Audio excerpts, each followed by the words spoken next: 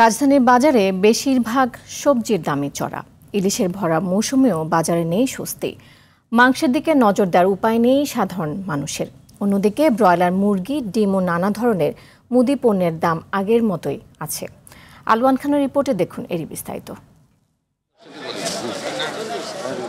আগের তুলনায় সবজির দাম কিছুটা কমলেও বেশিরভাগের কেজি ৬০ থেকে ৮০ টাকা।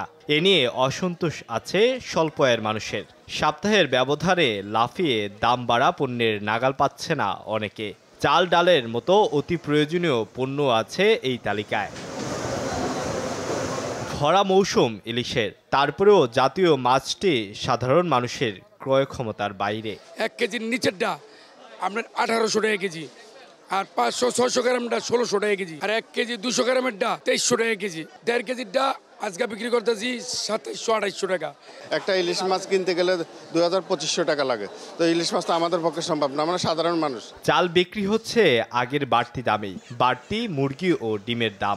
মিনিকেট আপনি ৭৮ থেকে ৮০ টাকা ভালোটা, আর এমনি নর্মাল মিনিকেট আছে আপনি ৭০ থেকে ৭২ টাকা। দেশি মুরগি ৫৬০ টাকা। সব মুরগির নিয়ন্ত্রণে আছে। ব্রয়লারটা মাঝে একটু বাড়ছিল, আবার একটু কমতে আছে। অসহনীয় দরের কারণে সংকুচিত হচ্ছে ভোক্তাদের বাজারের ব্যাগ। বাড়তি খরচ জোগাতে ঋণের বোঝা চাপছে অনেকের ঘাড়ে।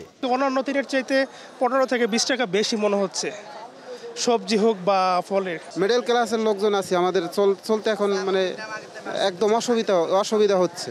নিত্যপণ্য সহনীয় রাখতে সরকারের কঠোর নজরদারির দাবি ভোক্তাদের।